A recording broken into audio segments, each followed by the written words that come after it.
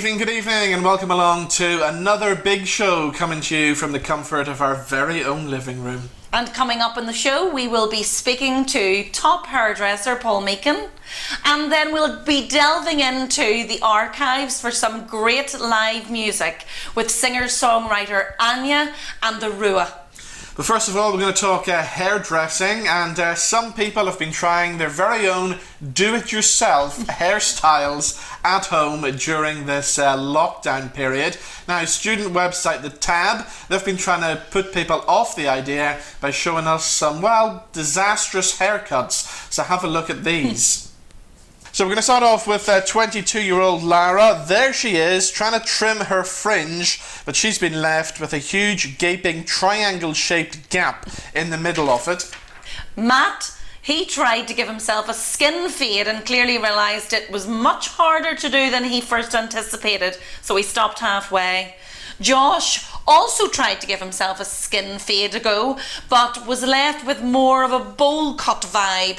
Not ideal. And then there's Ollie there, who's managed to give himself a mullet, even though he has reasonably short hair, so I'm not sure how he managed to do that. So there we go, we saw some real haircut disasters there. There will come a time, Pauline, when our hair is going to start to look an absolute mess and we need to do something about it. Would you have a go at cutting your own hair? Oh gosh, no, definitely not. I'll just let it grow. No.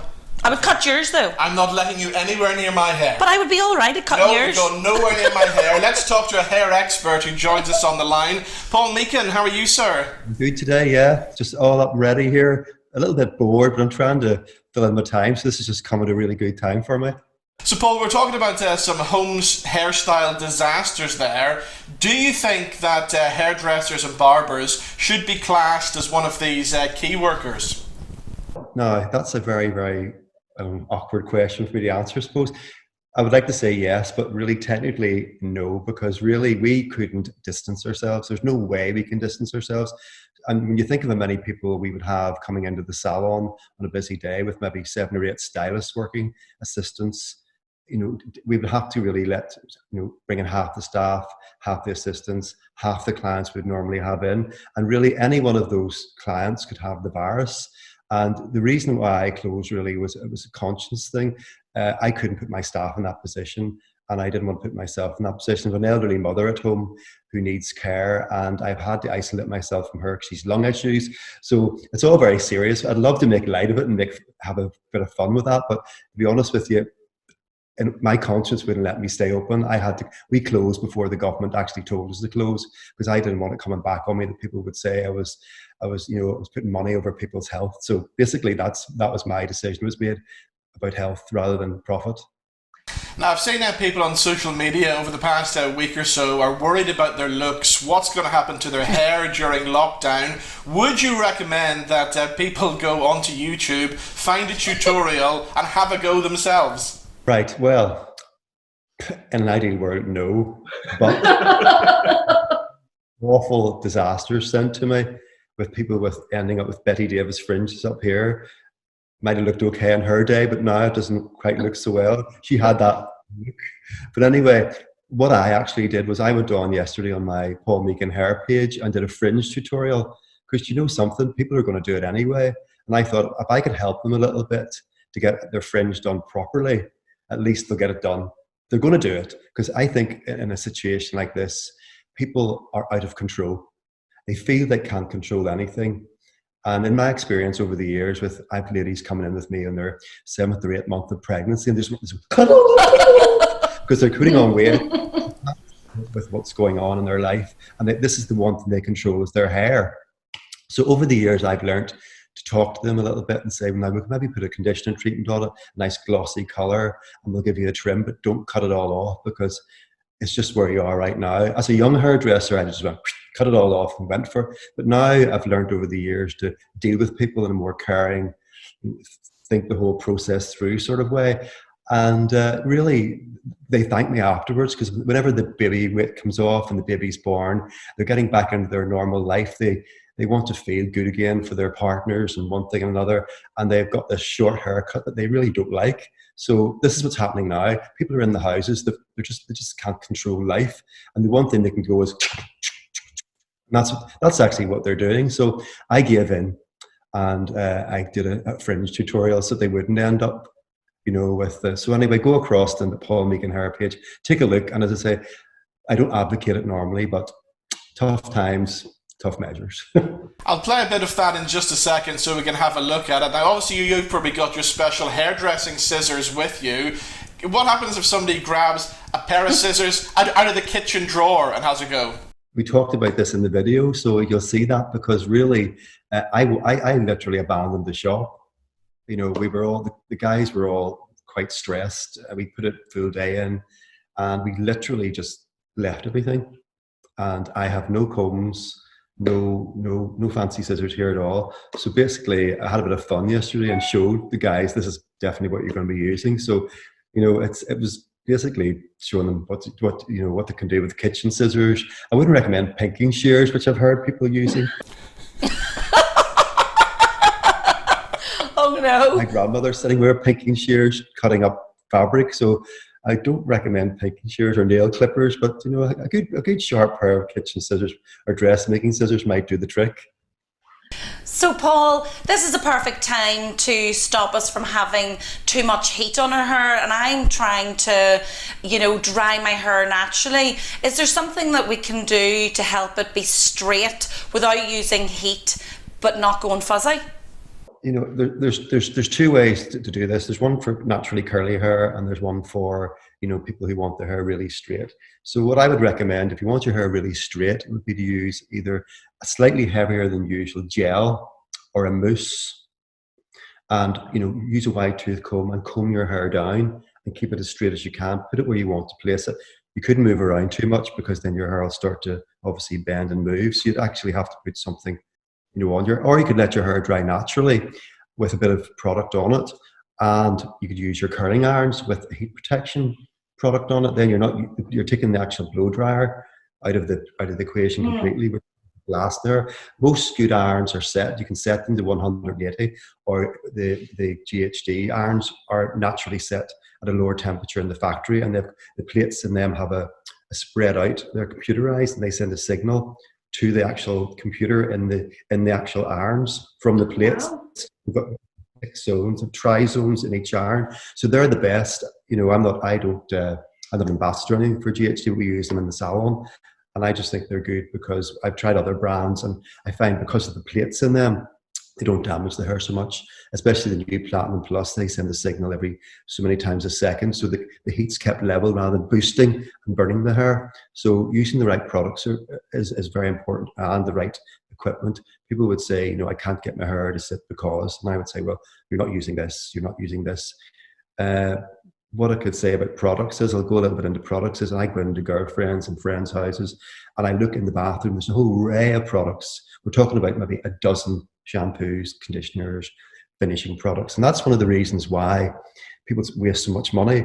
They don't actually ask their hairdresser. You only need 3 products: a shampoo, a conditioner, and a finishing product.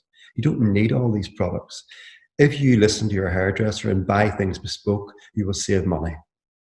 The most products, believe it or not, are sold in garage forecourts, where people rush in on a Saturday night, they've forgotten to buy their shampoo, their conditioner, and they buy this stuff and it doesn't work.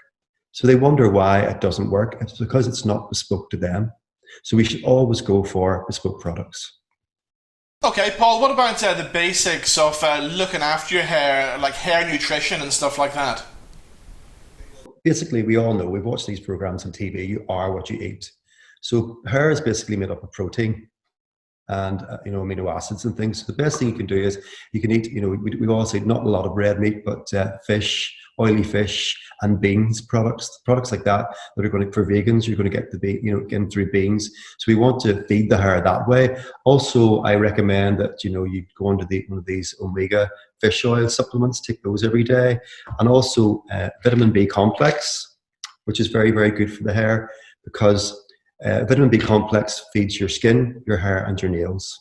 And also, when we're stressed, we tend to lose our hair gets brittle, our skin suffers, our nails get dry, we start to get flaky skin, maybe psoriasis might come in, people might have all these things happening. So don't forget, your oily fish and your vitamin B complex is very good for protecting the nervous system. and stay hydrated.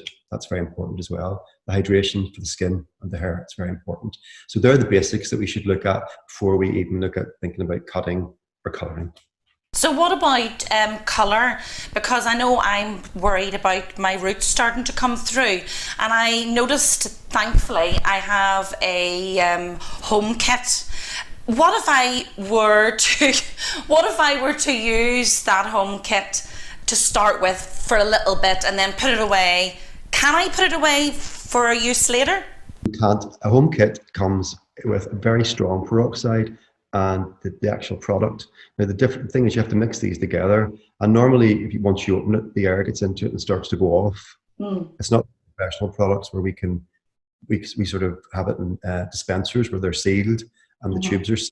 So it comes in a little bottle where you cut the top off, or you probably could get away with mixing a little, but really once the air gets in, we can actually see that in the salon. If we open tubes and they're sitting a while, I throw them in the bin because you see the colour starting to oxidize at the tip, even in the salon. So I don't really advocate it. What I do advocate is the L'Oreal Root Touch-Up that you can get in nearly every colour now. In supermarkets, in Boots, or in any good chemist or in the supermarkets. It's in a blue can and you spray it on the root.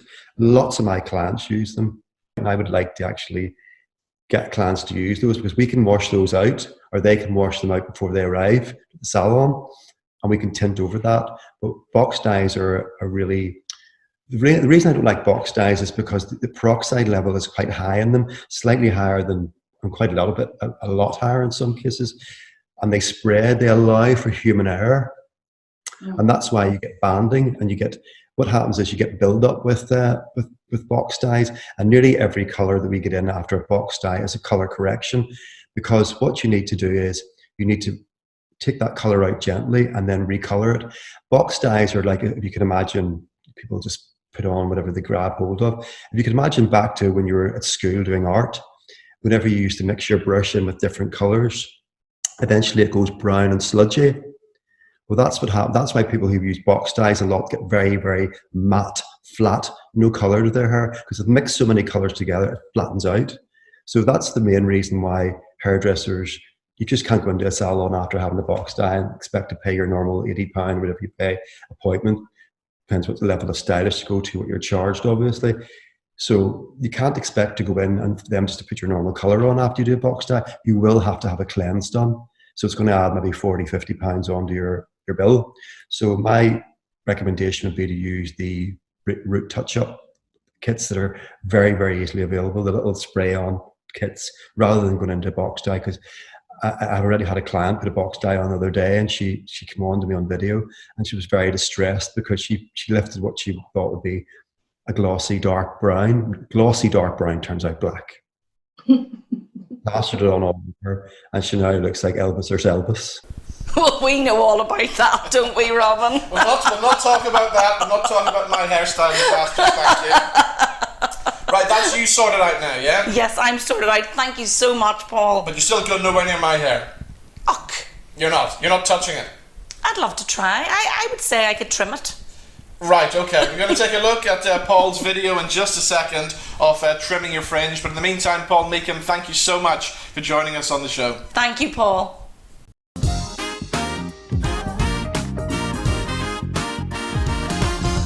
So now we're going to take a look at Paul Meekin's video on how to trim your fringe during lockdown. So some of you will be using these whoppers, some of you will be using these, and if you're lucky you might have a pair of these foils, okay, from a little home hairdressing kit or a sewing kit. So that's the essentials that you need. Okay, next thing you need is a sectioning clip, or if you haven't got one of those, one of the nippers that you use to hold your hair back when you're doing your cleaning or you're having an off day, or just simply get a plastic bobble or one of those scrunchy things to pull all the hair back that you're not going to cut, because the secret is you don't want to be cutting too much off. Some of you might have seen the video I posted this morning of the girl that was getting instructed to do it. So this is what you don't do. You don't elevate it out from your head. You don't cut too high. So this is the secret, okay? So the secret is, what you would do is you would comb your hair forward first of all. See where the natural fall of your hair is, if it's a centre shade. Oh, look at all those greys showing. Those are usually hidden in the shop. So you bring your hair forward and you let it go to natural fall. See what falls naturally and see what falls naturally into your fringe, okay? Get all this and pin it back. So you can imagine I'm a woman with a big, lovely, lustrous head of hair, not a transplanter like me. So just push it all back. Then you get this hair that you've got left, okay? So you pin all this back, or you just tie it back, whatever equipment you've got. You bring your fringe down. Now, if you want a short fringe, it's going to hit your eyebrows. See this little nook in here between your nose and your forehead? You rest your fingers in there. You come in with your scissors underneath that, and you can either cut straight across if you want a straight, blunt look, or you can point cut it if you want a softer look, okay?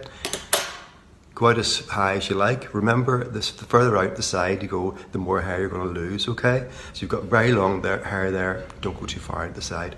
Also, remember, if you go an inch back off your cheekbones, it opens up your face more, pops out the eyes and pops out the cheekbones, even if you've got long hair here, okay? Looks amazing on teenage girls, and younger women who want to just pop those eyes, and for our older clients too. But older clients usually want their fringes slightly softened, okay? And I want to show you how to do that next. Right, so if somebody has curly hair, or bangs, as they call them in North America, you bring your hair all the way down to the tip of your nose and cut here, because the curly hair is going to bounce up. And it depends on your curl, of course. You might even want to come down to the upper lip if you just want something that's going to flow to the side, okay? So that's that tip done. So you don't want this very full fringe, okay? You're really seeing me at my beautifulness today. So if you want the fringe to be softer, you lift it up and you just fluff out the very bottom little layer here, okay? So you know you've got your length still kept. You get your scissors and just point cut softly into the top and drop it. That gives you a softer look to your fringe. At the end of the day, it's not going to be as professional as you would get done in the salon, but it's going to tide you over in this time. I don't advocate for cutting the rest of the hair at all. If you do, and you're doing a one length cut for any of your kids and you just want to get the ends off it, remember to separate it, comb it all down, separate it and go up inch by inch and bring it down. You must have them sitting with their eyes looking straight at the mirror, because if they elevate the head up and down, you're going to get graduation, which gives you that uneven look. A lot of people think you have to cut the hair straight down, okay, the head straight down, but it's not. It's straight at the mirror. That gives you a nice straight line, taking a bit down each time and cutting it nice and level. Don't hold your scissors at an angle, because you cut the edge of the hair and it won't turn under. You must always cut your hair straight across to get a straight cut. Cutting like that takes the edges off it, and you actually end up with a very, very uneven cut. And if you are trying that at home, the very best of luck with it. Time now for some live music, and a singer-songwriter who was on The Big Show recently. I first saw her busking on the streets of Belfast and decided to ask her to come in for a live session. So performing live, here is A.N.J.A.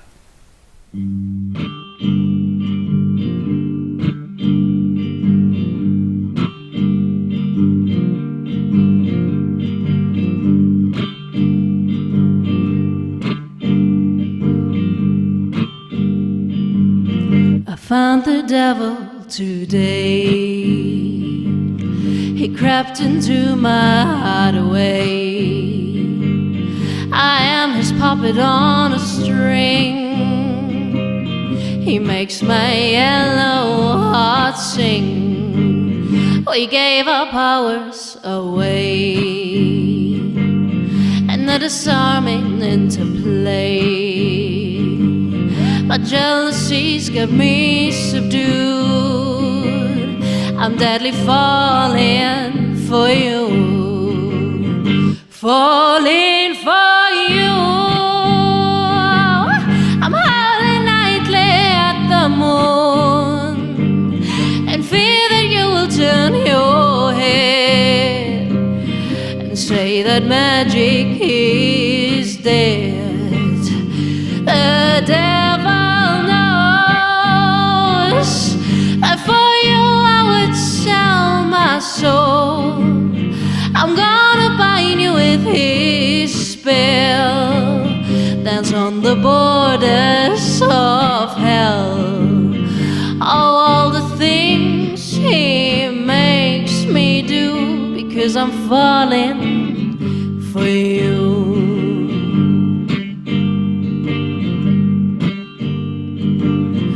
'cause I'm haunted by my dreams and calling things that have no names.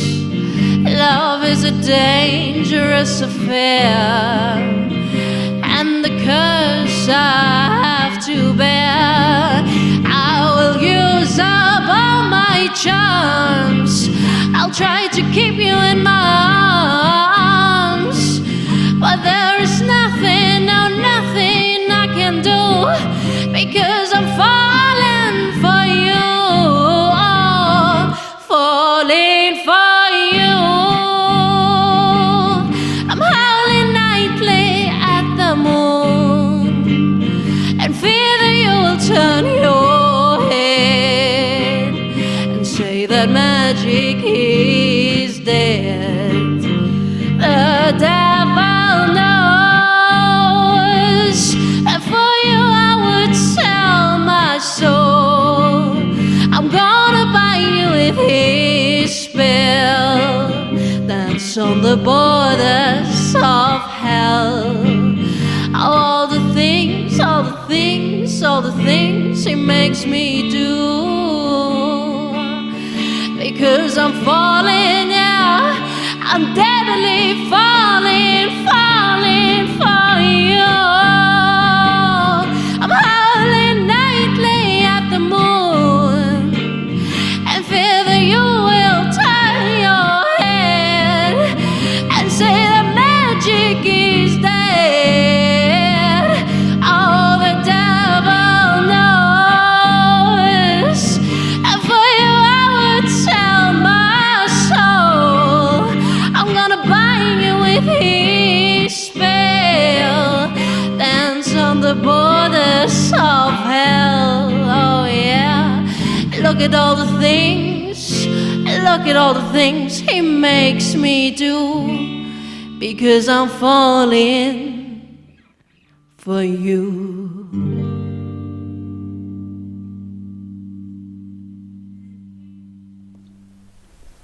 So there we go, a great song from A.N.J.A, and we'll have some more live music a little bit later on, this time from The Rua. But on the show tonight we've got a bit of a hairdressing theme going on, and did you know that Hazel O'Connor, famous of course for that movie Breaking Glass and that massive hit Will You, did you know that Hazel O'Connor once cut David Bowie's hair? No. Well, it's a true story. She told me that when she was on The Big Show quite a few years ago. Here's what happened. Is it true that you once cut David Bowie's hair? It is true. Really? Yeah. How and why? And Well, see, the guy that produced the Breaking Glass album was a producer called Tony Visconti, and Tony had always been David Bowie's producer, as he was also Thin Lizzy's producer, Right. and T-Rex's producer. Right. And I was a huge fan of David Bowie, and Tony knew this. So when we were towards the end of filming, I got a call from Tony saying, "Hayes, if you want to come into the studio tomorrow after work, we've got David in recording something for the Kenny Everett show." And I said, "Oh, yes." So I went into the studio, met him, and he was a bit funny when he first met me, because he said, "Oh, you know, I hear you're making a musical film." And I said, "Yes." And I was terribly like, "Ooh." And then he said, "What's it called?" And I said, "Breaking Glass." And then he said, "They must have named it after my song." And I thought, no. We actually didn't. We didn't think of David at that moment Right. when we were making the title up. I remember making the title up because I was saying to the director, it's like being in a glass ball, this character that I'm going to play, and she eventually is trying to smash out. Breaking Glass, we all went. Yeah. But David thought it was named after his song, so I said a big no. And then I thought, oh, he'll probably take offence at that. And then he said, "Do you want me to write any songs for you?" wow. And I said, "Actually, they're all written, done and dusted, thank you." And then he was really sweet, and instead of being, you know, taking the ump with me, he said, "Here, you cut hair," because I used to give Tony Visconti the old trim every so often, because my mum was a hairdresser, so she taught me a bit. And I said, "Yeah, I do, I cut Tony's hair." He said, "Would you give us a haircut?" And I didn't want to at all because he was one of my heroes. Yeah. And imagine making a huge, horrible slip on your hero's Exactly. hair. Yeah. You know, I can remember bossing my husband's hair once, you know, and I was doing it on a number 2, and he said, oh, just take the blade off and do it raw. And I went, are you sure? Are you sure? And I started to do that, and he went, like that. And suddenly there was a big hole, and I had visions of doing that to David's hair. my God. And I didn't have proper scissors, and we only had old dirty tea towels to put round him. But he took it all in his stride. It was brilliant. And but his assistant, I thought she was going to, you know, scratch my eyes out. She was watching me, you know, every move. What a great story, and always good to see Hazel O'Connor. I know someone who started their career off as a hairdresser. It didn't go down terribly well. Here's singer Rose-Marie. Now, before the success in music came along, you were a hairdresser for a very short time, You have weren't to you? mention this, Robin. Yes, when I left school quite early because I wasn't the best brain in my box. I wasn't brainy at all, and I got hit a lot by the nuns when I was a youngster, you know, and I was always scaredy. I was very sort of a nervous child at school, and it wasn't all sinking in, you know. And so I left school early, and then I didn't want to become a hairdresser, but, you know, when you're 14, 15, what else do you do? Yes. So anyway, I kept at it for a couple of years, and then it was Pensioners' Day one day, and this wee woman came in, and they all want their hair as short as they can get it, so that it'd be a wee while before they'd come back again, you know, because they didn't have the monies, you know. That's why there was a special Pensioners' Day. But this wee woman had a very short neck and flabberlob earlobes. And and it was my first time doing. The owner went away on holiday, and she thought, I suppose I was going to be okay with the pensioners. They, you know, they'll be all right with me.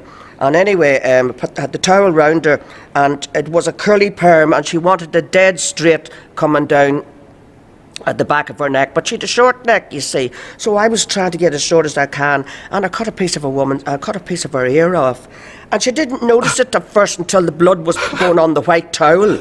If it had been a dark towel, she might not have noticed. And there was a bit of it hanging off. My God. And anyway, she ran, well, she didn't run down the stairs, but she went speedily down the stairs because she was quite old. And there's so many things happened. I felt so sorry for her, but she didn't stay around enough for me to be sorry. Yes. And then another time a woman took an epileptic fit underneath the hairdryer. Right. And see, it was right in the middle of Newry Hill Street. Yeah. And everybody used to stand and, you know, when they see the ambulance, you know, so it was all around the town that I electrocuted the woman. That was more or less what they were saying, you know. I don't know whether an ambulance was so far back. But anyway, I did 3 years until I had to do the exams, and I thought, I'm doing no exams. Yeah. It'll feel like going back to school again. And that's, I knew I used to bring my accordion in and play, and you know, in those days, it was old-fashioned hairdryers that made a lot of noise. So Yes. I'd bring my guitar in and the accordion, and women would be reading their magazines underneath the hairdryer, and the noise of it, and I'm going, singing a wee song and everything, and they're going, that's lovely, that's lovely. So I was a frustrated singer, and then I just knew that that's what I wanted to do from a very, very early age. And that concludes our hairdressing stories, and a big hello to our dear friend Rose-Marie if she's watching. Now we're going to finish the show with some live music and a band who've done really well for themselves over the past few years.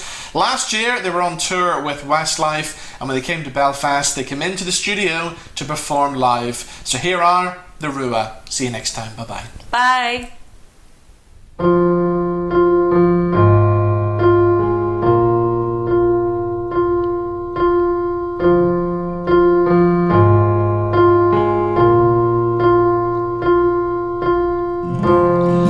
You stole my heart. I can't picture me away from you. Don't need to stop closing all the doors. I'm here with you. Take it away. I think it's love. You're hypnotizing, but my heart isn't crying. I need this love. Because when I'm with you, we light it up. I'm the fire, your gasoline burning all over me. You take me away, away from here. Capture my mind away, take the fear.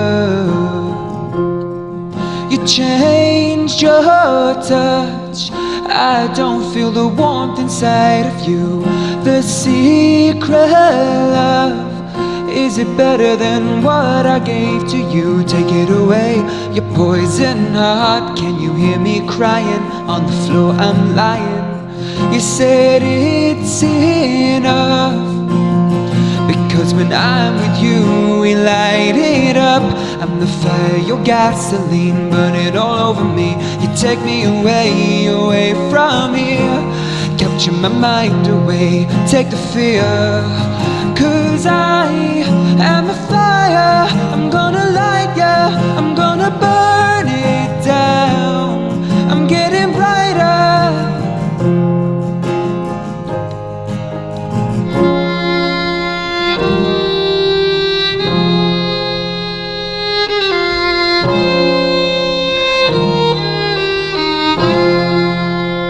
Because when I'm with you, we light it up. I'm the fire, your gasoline. You take me away, away from here. Capture my mind. Because when I'm with you, we light it up. I'm the fire, your gasoline, burning all over me. You take me away, away from here. Capture my mind away, take the fear.